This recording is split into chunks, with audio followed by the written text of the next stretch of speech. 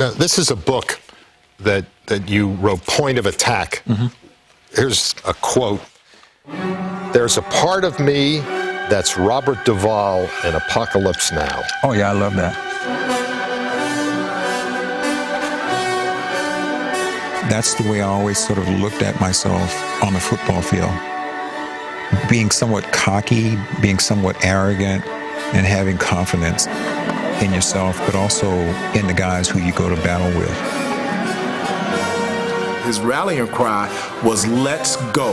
He wanted to lead the charge. It wasn't him sending anyone any place. 60 minutes, all we got for 60 minutes. All right, let's go. He was a good leader, good player, but he was awful at calling the coin toss. He was absolutely awful. He had some streaks. I'm not kidding you. He'd go 0 for the season. Hell, we used to have meetings. "Hey, Harry, we want the ball first this week. Can you think you can win one? Should it be tails?" Even Parcells started getting into it.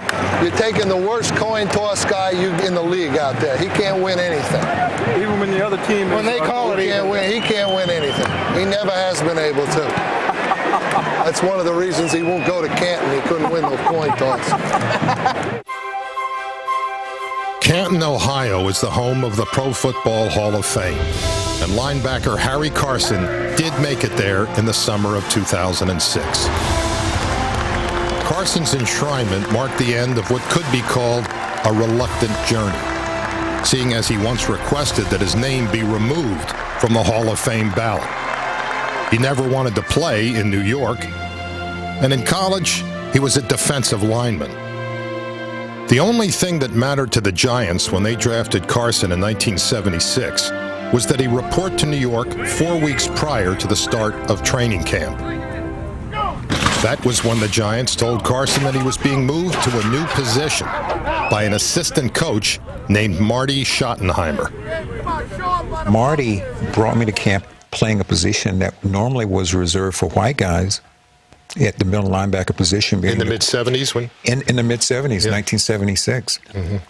I remember having to sit down with a psychologist, and he gave me a series of tests to determine whether I had the aptitude mentally to make the transition from down lineman to linebacker. I listened to Ray Nitsky and Dick Buckus talk about wanting to rip people's heads off. I've never been a player like that. I've always been very gentle, very caring, and really a softie. But to be able to play the middle linebacker position, you have to take on a different persona.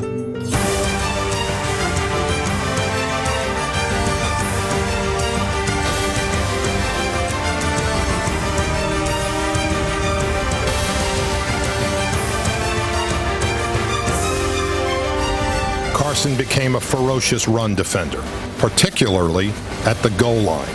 You say Riggins was a great goal line runner. Marcus Allen, great goal line runner. They had the instincts. Once they got near the goal line, they smelled it. Harry Carson was like that on defense. He could feel where the play was coming. He could get in there. He had the greatest goal line instincts that I've ever seen.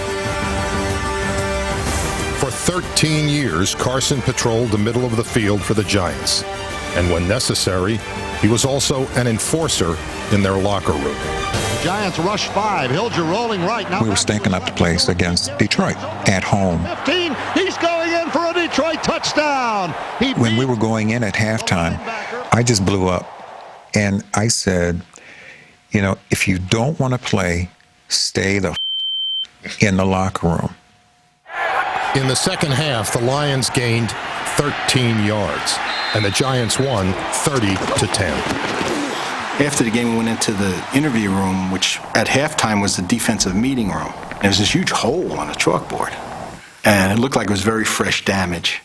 So afterwards, I walked out and asked one of the players, "Where'd that hole come from?" He goes, he points to Carson. He goes, Carson could always get his teammates' attention, but still, he was rarely the Giants linebacker who stood out.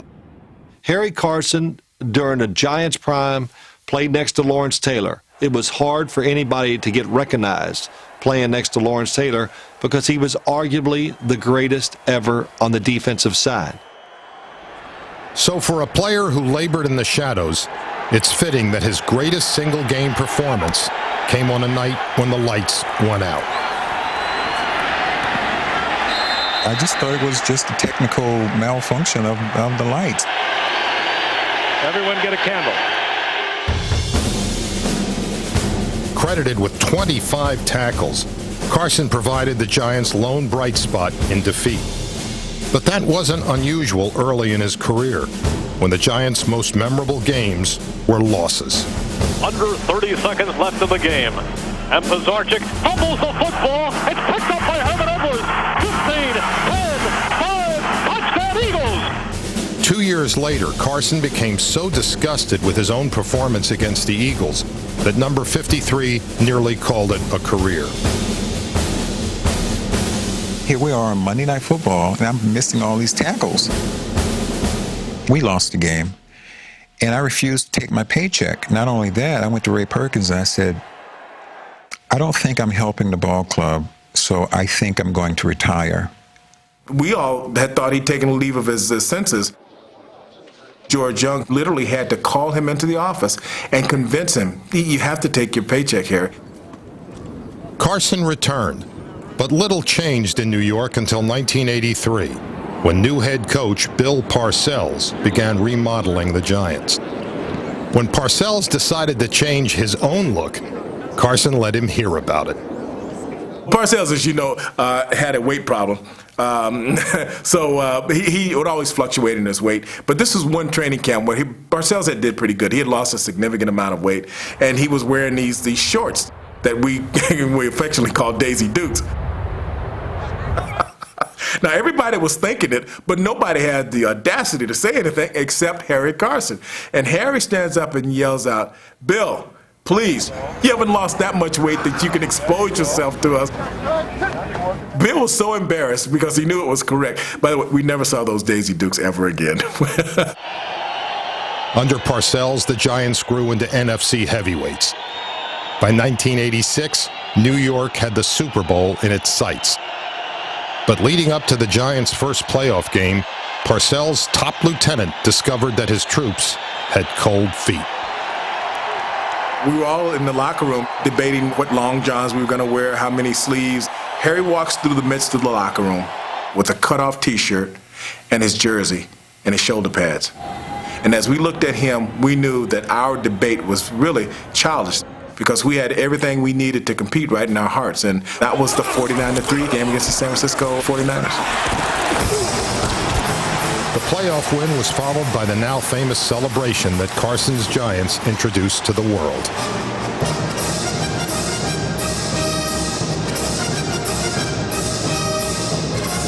In 1986, no one was safe from the bucket.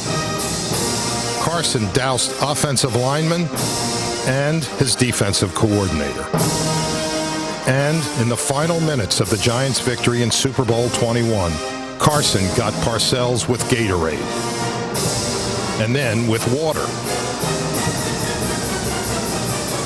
After winning the Super Bowl, the Giants were invited to the White House, where President Ronald Reagan turned the tub on Carson. Or so he thought. I looked down in the bucket, and the bucket was still half full. And I thought to myself, Secret Service agents, big guns, should I or should I not? And I said, I should.